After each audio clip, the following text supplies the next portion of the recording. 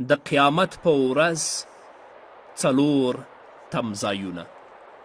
اول، د قیامت د ورځې ویره او ډار. ښایي همدا یو په یوازیتوب سره بس وي.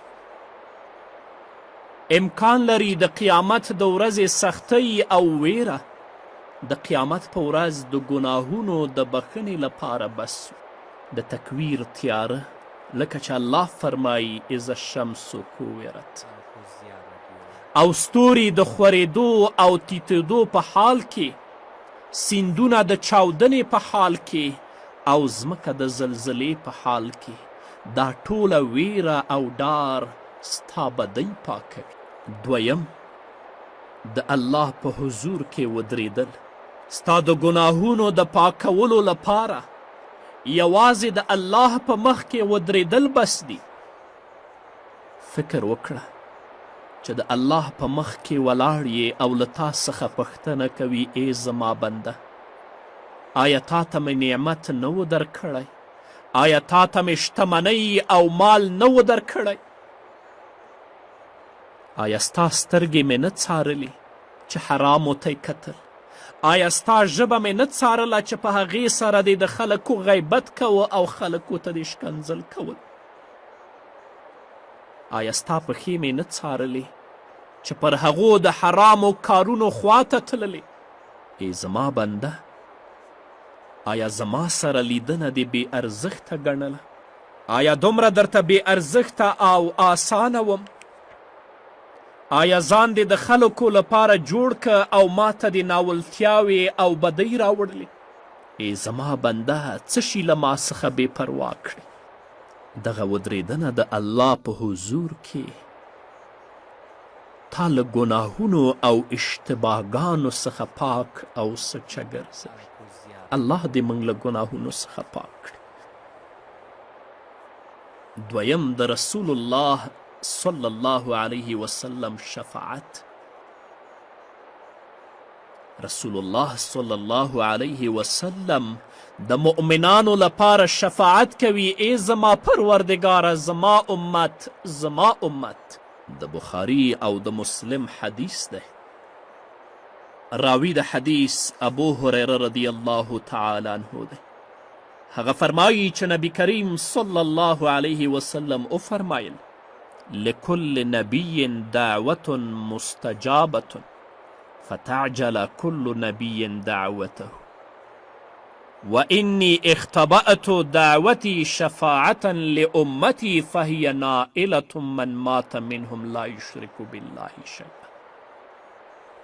پیغمبر علیه الصلاة والسلام فرمایي هر پیغمبر یوه منل شوې دعا لري. ټولو پیغمبرانو په دنیا کې خپلې دعاګانې کړې دي، مګر ما مې خپله دعا د خپل امت د شفاعت لپاره د قیامت ورځې ته ساتلې ده. انشاء الله هغه دعا زما د امت د هغو کسانو ژغورونکې ده چې له الله سره شریک نه دی ګرځولی. رسول الله صلی الله علیه وسلم خپله مستجابه دعا ستا لپاره ساتلې. تا د پیغمبر علیه الصلاة والسلام په سنتو څومره عمل کړی دی؟ څومره د ژوند د سنتو په رڼا کې تیر کړی او څومره په بدعت او خرافاتو کې غرق؟ کله چې رسول الله ستا شفاعت وکړي، الله تا پاکوي، الله تا جنت ته بیایي.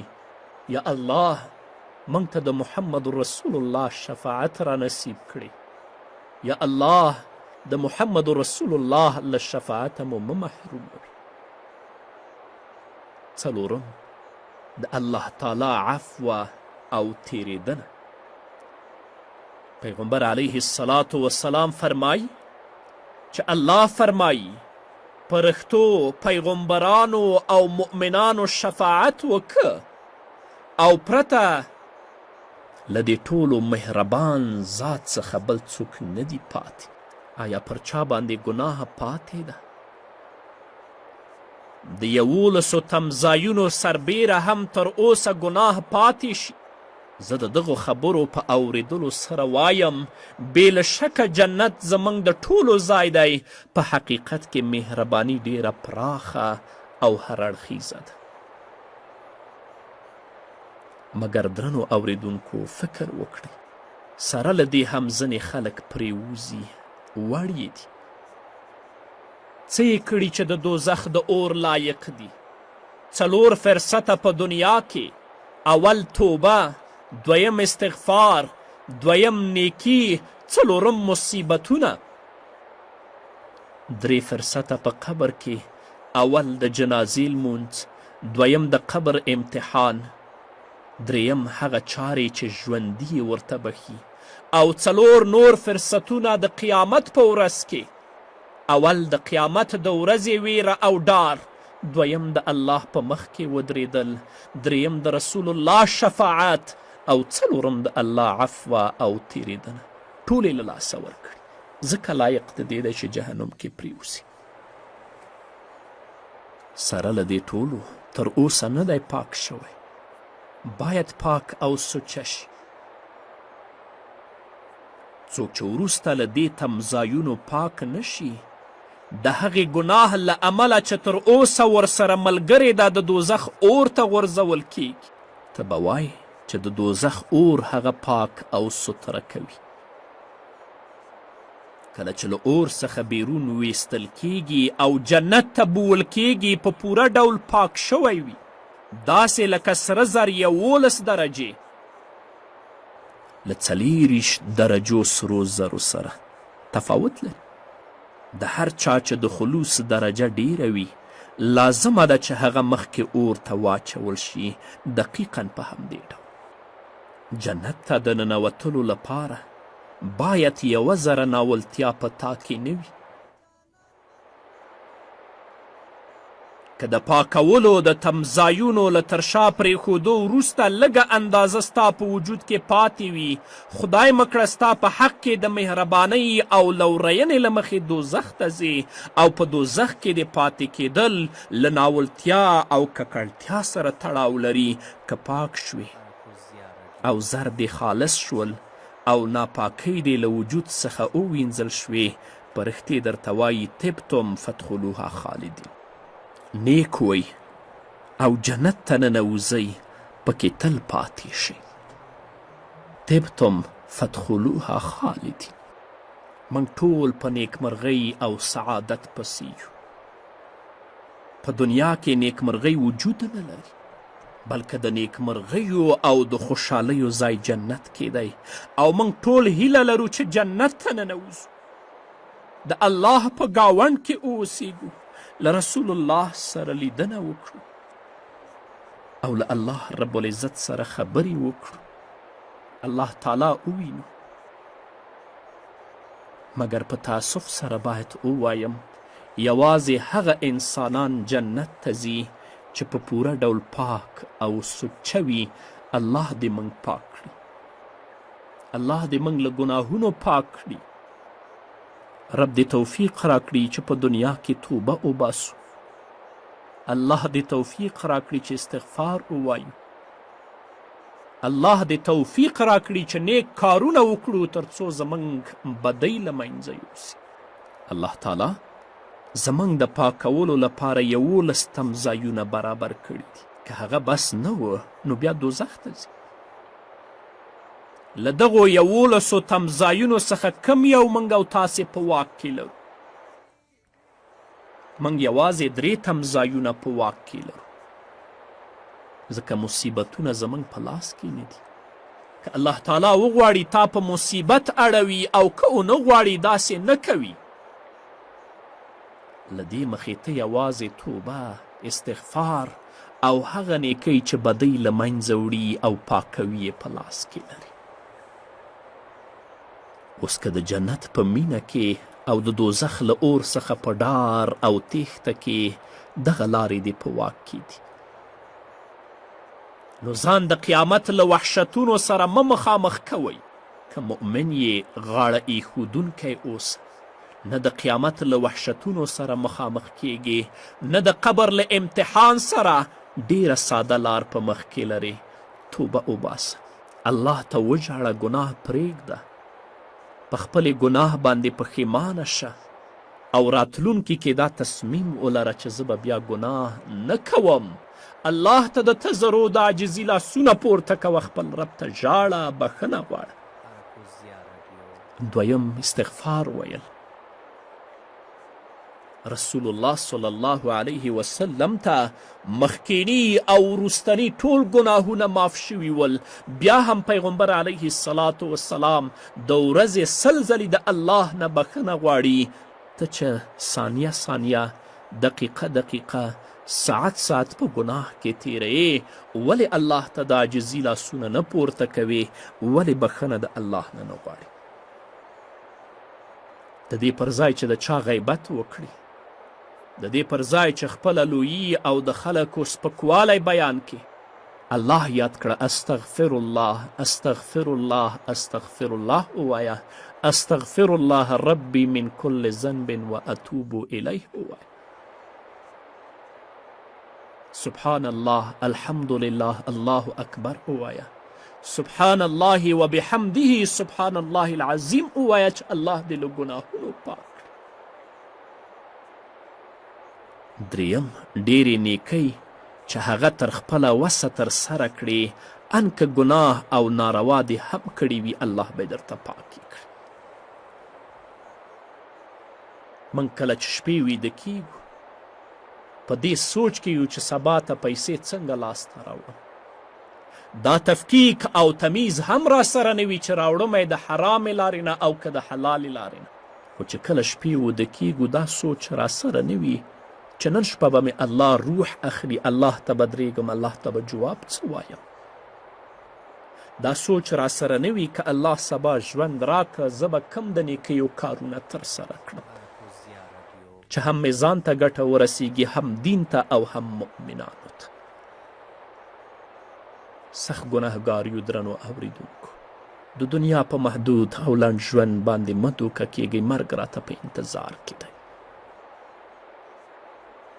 د دنیا محدود ژوند لپاره هغه تلپاتې ژوند مه خرابوئ.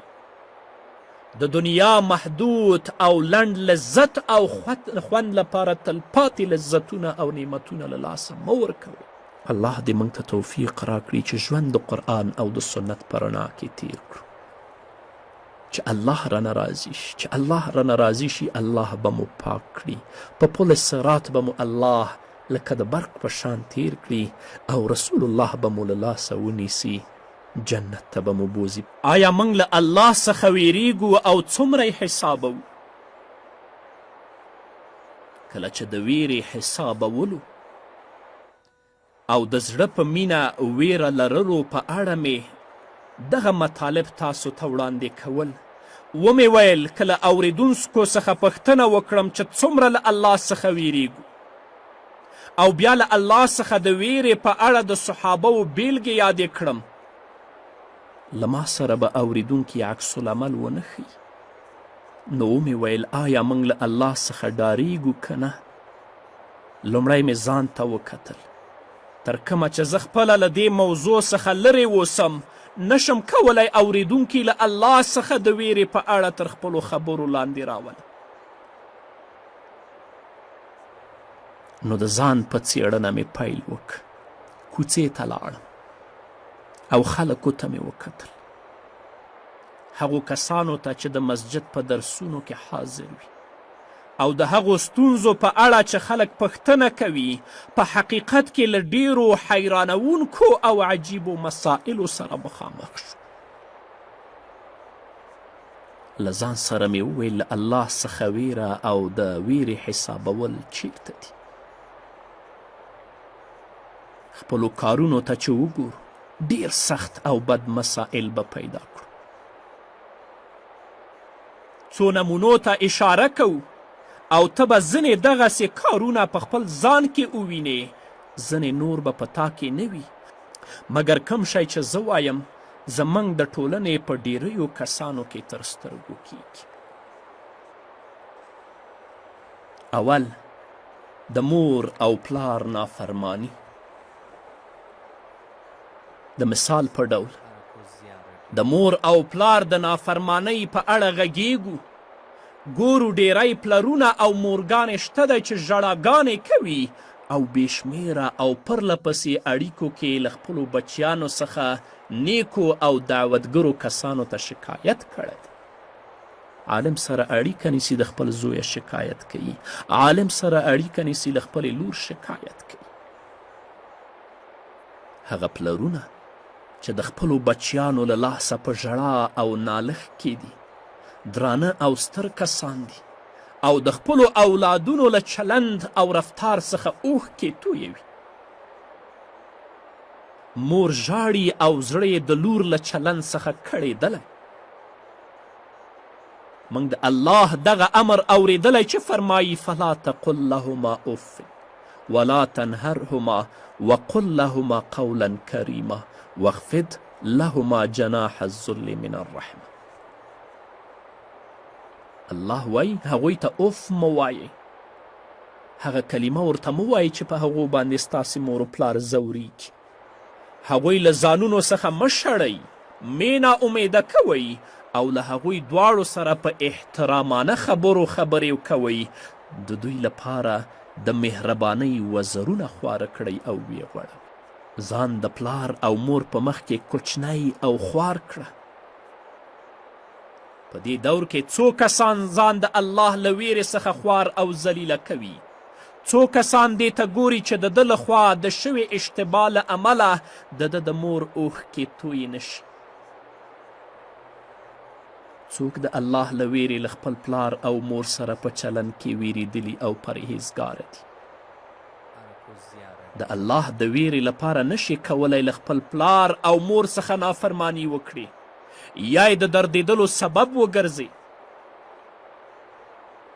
د الله د ویرې لپاره ان هره ورځ خپلې کوټې ته نه ځي او دروازه یې په ځان پسې نه بندوي، په دې چې هغوی هیله لري چې یوازې 15 دقیقې ورسره کښېني. ځینې یوازې 15 دقیقې د هغوی لپاره زیاتې ګڼي. ما د پلار او مور د نافرمانۍ موضوع ته وکتل او هغه مې ډیره سخته او ستونزمنه ولید. څومره پلرونه به له خپلو زمنو څخه په ژړا وي، څومره میندې به له خپلو زمنو او له خپلو لورګانو څخه په ژړا وي. الله درته وایي فلا تقل لهما اف، اف قدرې خپل مور و پلار ته مه وایه. څومره زمن دي چې د پلار په مخ کې درېږي هغې ته سپکې سپورې وایي. څومره لورګانې او زمن دي چې د مور په وړاندې درېږي مور ته سپکې سپورې وایي، حتی شکنځل کوي، حتی د مور و پلار په وهلو باندې لاس پوره کوي. د الله ویره له کومه شوه؟ خوشبخته دي، سعادتمند دي، کامیابه دي هغه زمن، هغه لورګانې چې په دنیا کې د مور و پلار احترام ساتي. بې ځایه خبرې خپلو ژبو ته مو وکتل. د ورځې په اوږدو کې څو حلالې خبرې او څو حرامې خبرې په ژبه کوو. نو پوه شوم چې هره ورځ موږ په زرګونو کلمې وایو. که هر څوک شپې کور ته راشي او خپل عملونه وتلي او 2000 کلمو ته چې د ورځې په اوږدو کې په ژبه وایي وګوري، د دغه کلمو څومره به د نیکیو تله کې او څومره به د بدیو تله کې ځای ونیسي. ځان سره حساب وکړي. څو کلمې به د بدیو په تله کې ځای ونیسي. هره ورځ په ټیلیفون کې څو ځله دروغ وایي، څو وارې د ورځې غیبت کوي، څو ځله د ورځې لوڅې خبرې کوي، سپکې سپورې خبرې کوي، څو نفره له خپل دوست سره د لیدنې په مهال په شکنځلو سره هغه ته سلام اچوي. د دې پر ځای چې هغه سره مخامخ شي ووایي السلام علیکم ورحمت الله وبرکاته. ورته وایي د فلاني زویه څنګه یې؟ څه خبره ده د فلاني بچیه؟ په تأسف سره چې ننني ځوانان په دغسې کلمو سره له خپلو ملګرو سره ټوکې او شوخي کوي. څو کلمې به چې د ویلو وړ نه دي عمومي، څو حرامې کلمې به پیدا کړې چې شپه او ورځ کې په ژبه راوړي. آیا نور څه بې له ناروا او بې ځایه خبرو څخه خلک د دوزخ اور ته غورځوي؟ څوک د ژبې له اړخه له الله څخه ویریږي؟ څوک د الله له ویرې څخه له خبرو کولو څخه وروسته فکر کوي؟ زموږ نیمایي خبرې د ویلو نه دي، یا حرامې دي، یا دروغ دي، یا غیبت او یا لوڅې خبرې دي، یا د خلکو په ناموس کې لاس وهنه، یا په خلکو پسې خندل، یا د خلکو بد ویل، یا د خلکو ریشخندول، یا ناوړه خبرې، یا فحش او کنځلې، یا بدژبیتوب. د الله ویره چیرته؟ دا نو څه شی دی؟ موږ چیرته یو؟ په ژبو کې مو له الله څخه ډار چیرته دی؟ سترګو ته دې وګوره چې کومې خوا ته ځغلي. داسې کسان شته چې سترګې یې هغوی له یوې ګناه څخه بلې ګناه ته بیایي. داسې کسان شته دی چې زړونه یې د هغو حرامو انځورونو له امله چې هغه نشي ترلاسه کولی دردیږي او په ګناه کې لا غرقیږي. د الله ډار چیرته دی؟ د الله ویره چیرته ده؟ بس الله دې زموږ په حال باندې رحم وکړي. الله دې موږ د خپلو حکمونو پابند وګرځوي. رب دې موږ او تاسې له ګناهونو پاک کړي. رب دې موږ او تاسو د جنت وړ وګرځوي. په همدې هیله قدرمنو اوریدونکو، دا وه زموږ د نن ورځې خپرونه چې ستاسو درانه حضور ته وړاندې شو. تر بلې خپرونې پورې چې زه بیا هم ستاسو درانه حضور ته راځم، تاسو ټول په لوی او بخښونکي الله سپارم. پاتې ژوند مو نیکمرغه، ښاد، بریالي او کامیاب اوسئ.